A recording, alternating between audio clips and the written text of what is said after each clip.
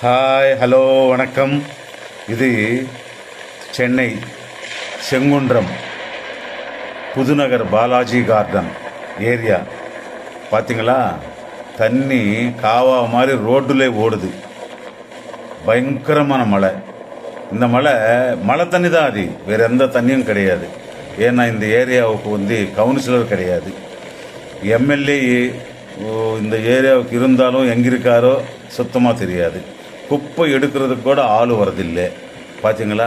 அந்த காரு பக்கத்தில் பாருங்கள், எவ்வளோ குப்பை கிடக்குது. நாங்கள் எத்தனையோ முறை சொல்லியிருக்கிறோம். ஆனால் இதோ வர்றாங்கன்னு சொல்கிறாங்களே வழியா குப்பை எடுக்கிறது இல்லை. குப்பை வண்டி கூட வரதில்லை. பார்த்தீங்களா? அந்த வண்டி மோட்டர் சைக்கிளு பரவாயில்லை, ஓரளவுக்கு நிற்காம ஓடுது. இது எங்கே பள்ளம் இருக்குது, எங்கே மேடு இருக்குதுன்னு தெரியல. ஓட்டுக்கிட்டே போக வேண்டியது தான், வேறு வழியே கிடையாது. எங்கே நிற்கிதோ அங்கேருந்து தள்ளிக்கின்னு போக வேண்டியது தான். பார்த்தீங்களா எவ்வளோ தண்ணி? இன்னும் காலையிலேருந்து பெஞ்ச மழைக்கு இந்த அளவுக்கு தண்ணி வந்துடுது. இன்னும் கொஞ்ச நேரம் போனால் கொஞ்சம் பள்ளமாக இருக்கிற வீடுங்களுக்கு தண்ணி வந்துடும். அந்த அளவுக்கு இல்லாமல் தண்ணி ரோடு மேலே போகுது. காவா மாதிரி இருக்குது. பார்த்தீங்களா?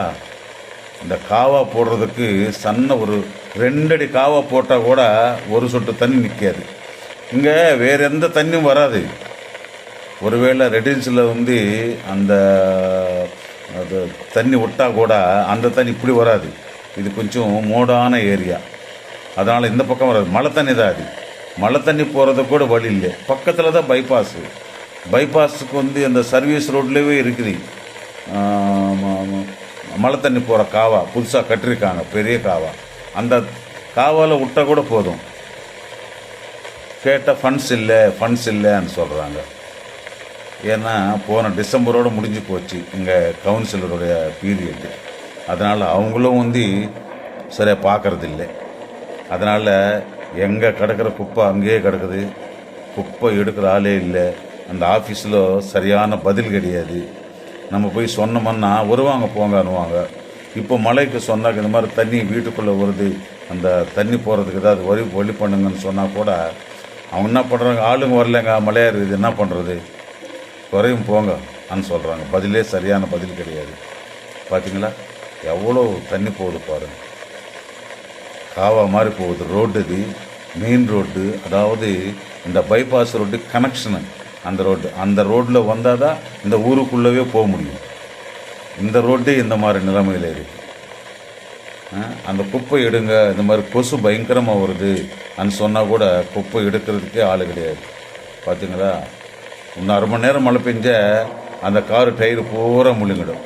அந்த குப்பை எடுக்க சொல்லி என்ன பண்ணுவாங்க, குப்பை வண்டி வரலன்னா அவங்கள கொண்டு போட்டுடுறாங்க.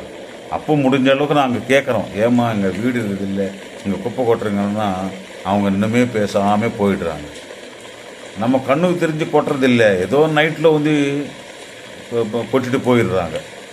பாருங்கள், தண்ணி வெள்ளம் மாதிரி ஓடுது பாருங்கள். பார்த்தீங்களா? அந்த அளவுக்கு பாரு, காவால் போகிற மாதிரி போகுது, ஸ்லோவாக போகுது பாருங்கள். ஆனால் நல்ல மழை, யாரும் கண்டுக்கிறதுக்கு ஆளே கிடையாது. இந்த மெயின் ரோடு கதையே இந்த மாதிரி இருக்குது பாருங்கள். இந்த வீடியோ எம்எல்ஏ சிஎம் வரைக்கும் சேர்ற மாதிரி நீங்கள் ஷேர் பண்ணணும். அப்போ தான் இந்த ஏரியா ஓரளவுக்கு ரோடும் போடல, ரோடும் கிடையாது சரியாக, மழை தண்ணி போகிறதுக்கு காவாவும் கிடையாது. இங்கெல்லாம் கம்ப்ளீட்டாக முடிஞ்ச அளவுக்கு எல்லாமே ரெசிடென்ஸ் வந்துருக்குது.